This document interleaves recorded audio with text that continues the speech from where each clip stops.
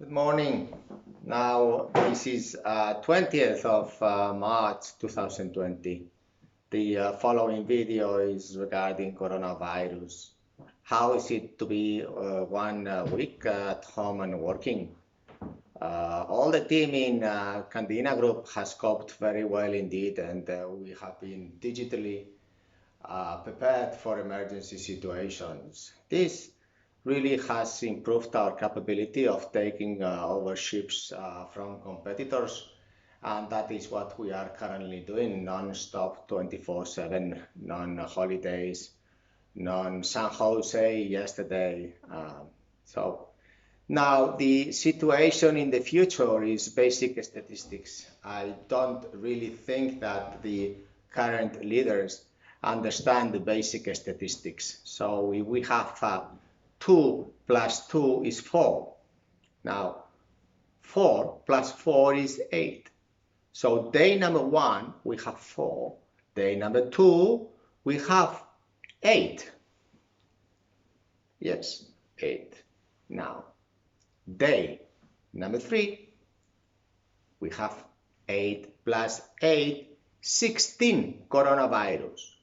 This is the basic statistical technique that political leaders worldwide seem not to know how to calculate. Now, in order us be responsible at home, then when we arrive to 16,000, we have to cut this 32, 64, 128, dear leaders. So how do we do this? It's very simple. We have to stay at home. We have to stop having statistical contacts with other humans.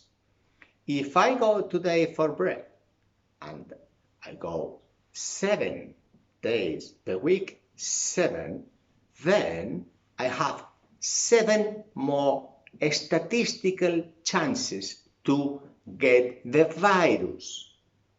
If I go once per week shopping, I only have 1 statistical chance of having coronavirus passed to another, which another will pass to another, which that person out of, say, 100 will die just because you want to buy bread. Multiply by 7 all the citizens, and then you can decrease the risk to, say, minimum amount.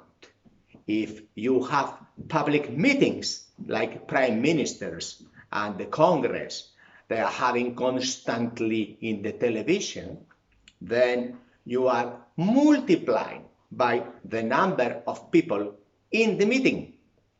If there is 10 meetings with 10 people, the chance is 100. So I can go buy 100 times bread, and then this prime minister can just do it in 1 day, spread the same virus as I have 100 breads.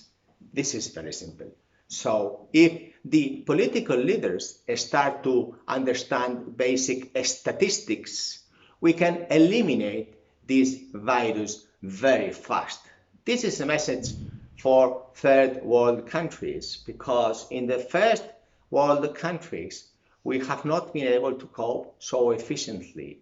But in these third world countries, the control is at the core. The control is initially staying at home, like us, 7 days already today, and then being able to eliminate this virus. So in the third world countries, they have to start to control basic statistical contacts with other humans that are reduced.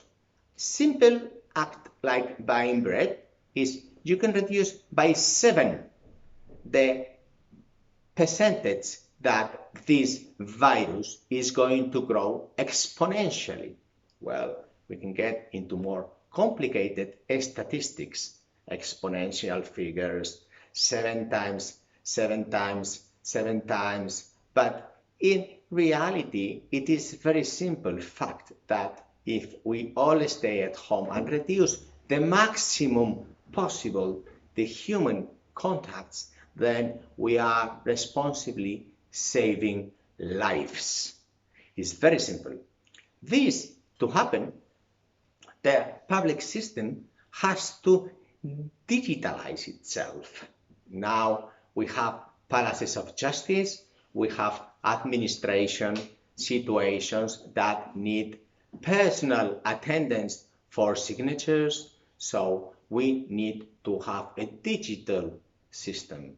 For example, in our Albia building, in the office building, there is the proprietors meeting and the annual extraordinary general meeting, which was done in presence. This is a public institution, Bilbao Water Consortium, that they are not up to the standards of working completely digital. By not doing so, they are passing the virus. So we have to ask public institutions, private institutions, please, let's do digital. In shipping, we can send the crew management contract to the owner. We can send the enlistment contracts. We can verify all the documentation of the seafarers. We can get the medical examinations, drug and alcohol examinations, the audit of the human resources policy to verify that all the experience in rank, in type of ship, all these things can be done at home and can be done also in full financial compliance, that we verify the bank accounts, we verify the statement per ship, we verify the compliance in all the transfers made. We can instantly, at any time, all the different departments in the Candina group work digitally, and it is really a great advantage for interviewing seafarers, for making approval of all kinds with ship owners in India or in Singapore or in Panama, complying with the different flag of convenience or the Spanish local flags. We can take over a Spanish flagship, we can take over a flag of convenience ship, we can make all kinds of arrangements in the private world. This digital private world does bring other benefits. One of them, we don't need to print papers. Two, we can be much more competitive. If the public system was digital, then small and medium companies in the world could have a tax rate approx 5%.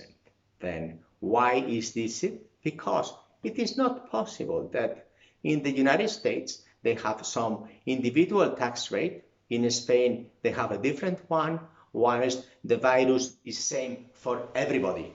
So we can all get the virus, we can all pass it, we all have a responsibility. But if you are a taxi driver, or if you work in a haircutting business, or if you employ 1, 2, 5, 3, below 50, it's 98% of world companies. Why cannot these 98% world companies that employ 90% of humans have a 5% tax rate for the health, security, and education? Now we are becoming to understand what are the strategic areas of society.